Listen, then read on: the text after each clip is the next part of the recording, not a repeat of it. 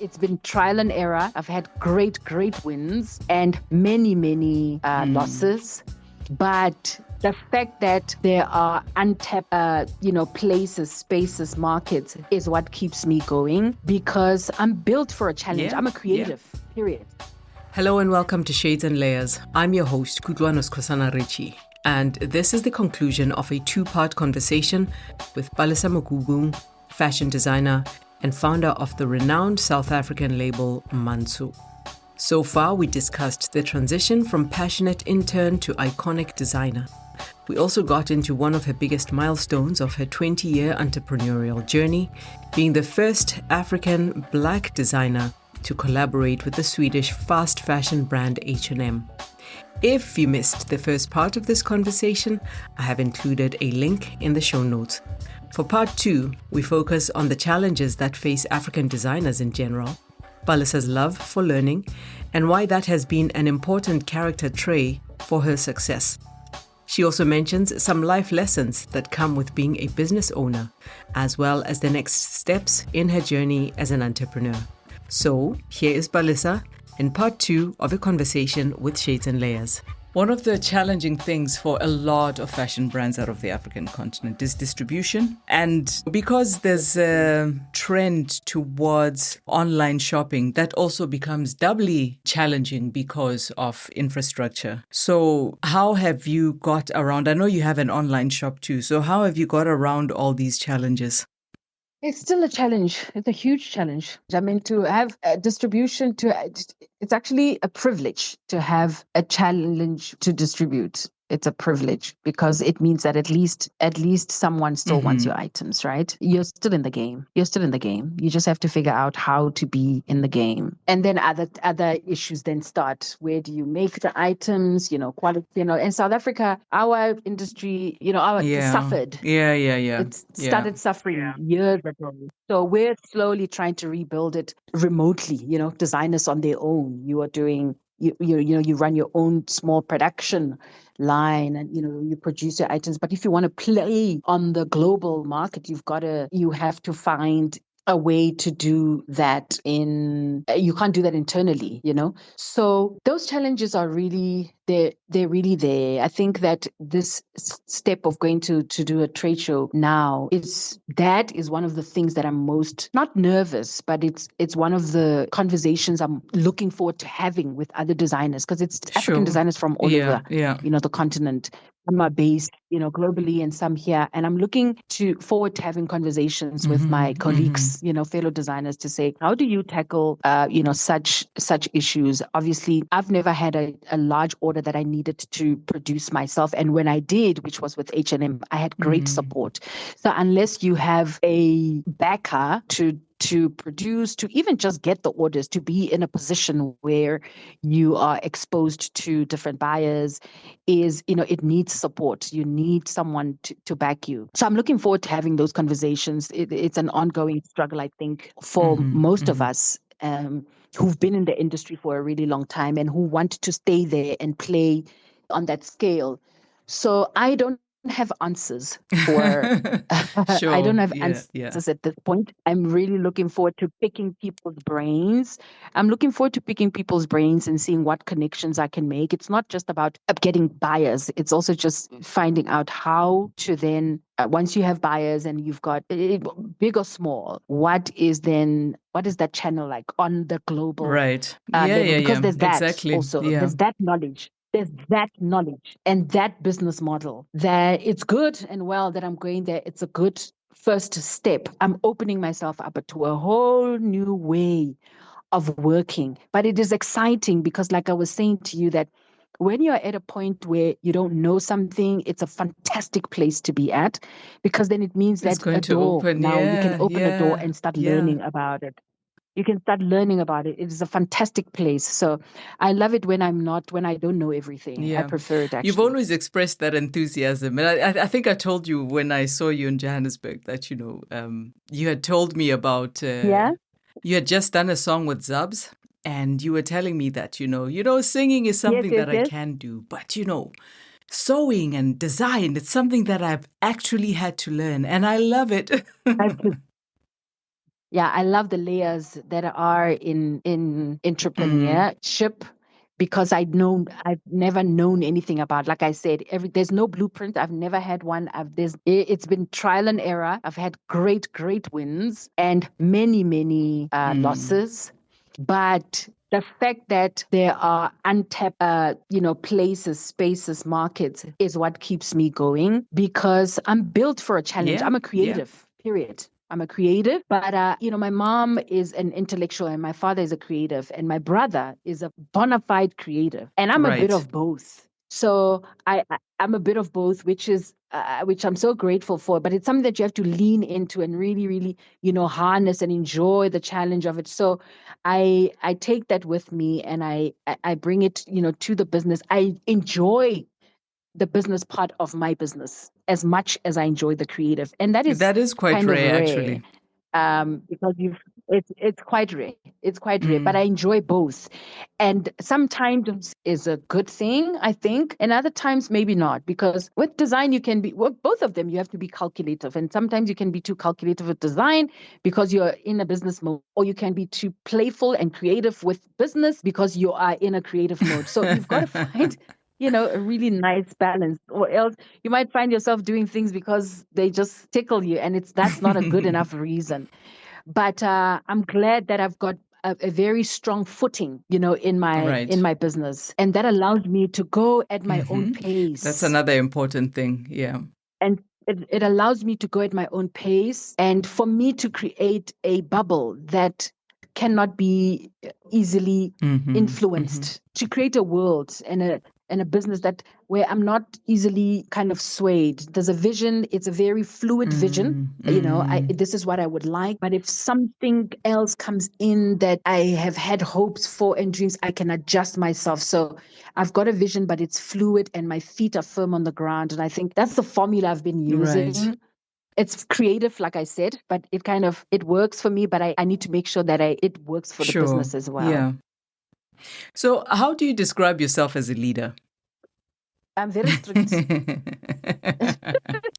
But I'm also quite maternal about what I do. So I'm very caring. And it's like a family. I'm family orientated, And by family, I mean not just us. I treat my business like, but not just us. It extends to our clients. The clients are part of the family. Hence, we have the Jite dress because we named it after our client, one of our biggest clients, the Jite dress. It's like, it is Nice. very warm and fuzzy. That's the kind of leader I am. But I'm very strict. I'm very strict. You have expectations. I have that in me. I do have expectations. I have high expectations, but I can also, but immediately after that, I can relax and we can all go back to, like, it's not tense. It's not tense. I'm a lot of fun because what we do is very serious. I know it doesn't look like it. I know you guys don't think so, but it is. Hey, I do. But yeah, okay. It's very serious. Thank you. Hey, someone at least takes us seriously. But what we do, it's quite demanding. So I'm not high strung. I'm not a high strung leader. I'm the one who calms everybody down and makes sure that people can be themselves in order to be productive. That's good to hear. And where did you learn that? Who have been some of your mentors? Such a good question. I think it's my mom. Okay, tell me more. I think I got that from my mom. Hey, my mother's, mother of the nation. That mother was always bringing kids to school. She was an educator for many, many years. And my mother is a qualified psychologist who's never practiced. She's been an educator. So I was raised by her, and she was a single mom for most of our lives. So she very much raised us to be able to express ourselves, to learn how to express ourselves in order to get what we want in the world. So I think that, and she's very subtle about her ways, very elegant. So the creativity in my work is my dad, and the class and elegance and style is my mom. The creativity is my dad, and I think just the leadership is my mom. So I love that question. I love that question. Great.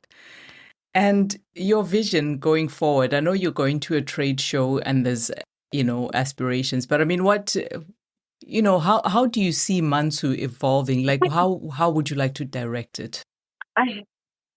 You know what? I want us to talk about the now, because who am I? I don't know where. I cannot tell you. I cannot tell you for sure. I mean, Yeah. by God's grace, right? By God's grace, right? Yeah, I mean, I think that's a God question. And that is something that you ask for, you ask for life. I've asked God to give him to make sure. I've asked if I could see my kids turn 40. Hey, and my kids are only 5 years old. My child is 5 years old. The other one is 8 Right. months. So you better know You're I'm gonna living be a living till I'm long 80. life, yes. Oh my God, Sam, I better be ready. I better start eating well and going to the gym because I've asked for a long life. Yeah. But there are just certain things that you just ask for, and then there are things that you work Yep. towards, right?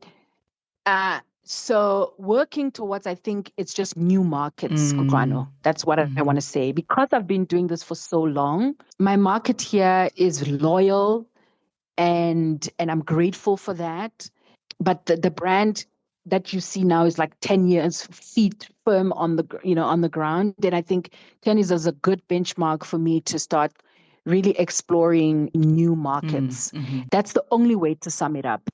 As to when, how, I'm going with it as it comes, but I'm like, I like to stay ready. Right. In my business, I like to stay ready. I like to stay ready. Okay. Yeah. Perfect. So we do things because we're always getting ready for something great. We don't know what it is, but we're always getting ready for something great. Yeah. So, 20 years is quite an achievement. And, if someone had to ask you to document it and put it in a book, what would you call that book and why? What? Don't ask me that question. I don't know. Oh my God. I've never been asked that question. What are your thoughts? I've never thought about it. What would I call it? This doesn't have to stick, doesn't. right? It doesn't have to stick. Change my mind, right? Of course.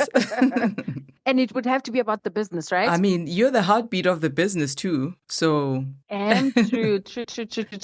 Oh, I don't. Kudwano. Why are you doing this? Now, if I don't answer you, even if I answer you, I'm going to think about it. You don't have to forever. answer me. The point is, this is a huge milestone. It needs to be marked somehow. It's a celebration, and just getting you to we very often don't reflect on our journeys as people in general. It's like, oh yeah, that happened. That's I was amazing. Uncomfortable doing it. So last year. This is a way to do it. You know what I would call it? I would call it being comfortable with success. Oh, say more. Why? No, because we can be so uncomfortable with just acknowledging that you've worked hard and that it's paid off. Right. I hear you. Being comfortable, it's scary. Like my heart is beating so fast, and like I can feel my body now. I can feel my insides because I'm like, oh, am I? Now you question, am I successful? Yeah, to a large degree, yeah. Yeah. Is it? Am I at the top of the hill? No, but this is successful to me. This is my level of success. One of the levels. There's many levels. I'm just at one of them. So another controversial question for you, because I do this to everyone who comes on the podcast. Yes. So let's take that book, Being Comfortable with Success. We turn it into a movie. Who do you choose to be the lead actress? Oh my God, from Hollywood? Anyway. Are they from Hollywood? Is it like the stars of our generation? Anyway. Now, can I tell you who I love right now? Right. I love me some good Keke Palmer. Oh, yeah. Oh, my God, I love Keke She's Palmer. fun. Oh, I love She is so much fun. She's got energy and drive, and she's got drive, and she can pull herself out of any gutter. That's the person who should play me. Anybody who can pull themselves out of a sticky situation is the person who should pay me. Okay. What else? Okay, so let's say you're hosting a dinner and you could choose one famous Black woman to invite, living or dead. Who would it be? Let me think. Famous, and I'm having just one person? Just one person. Auntie Viola Davis. Okay. I love her. There you go. Mind, spirit, I love her. And I think she's such an incredible voice for our generation. And she's like a mirror, if she's like a mirror, and it's an exceptional way to look at yourself, Yeah. Yeah. She Yeah. is so and the amount of talent, but the wisdom as well. Do you know when someone is in her place in the world and doing Yeah. the work Yeah. that she's meant to be doing? That's the girl. I love her. Perfect. Thank you for asking me I that. love that. Thank you I for love asking me that. that. Yeah. Yeah. So Okay. we are wrapping it up now. If people want to reach you, give you money, where can they find you? Oh my God, give me money. All the email addresses you've been sending us, they must find us there. They can also DMing work. They imagine a whole global collaboration happened over a DM and a WhatsApp. Imagine. Those are real platforms. They Yeah. work. Don't shun them. Don't Yes. shun them. Okay. They work. Yeah, good old Instagram. I think all social platforms, email, and just study the work, study us, and feel our heartbeat before you come. Because if you don't, we will know. And that is all from me this time around. Thank you, Palesa, for telling your story with such a great sense of humor. If you liked this episode and you know someone else who might like it, please go ahead and share it. As always, thank you for listening and your ongoing support. I'm Kutwanos Kosana Richie, and until next time, please do take good care.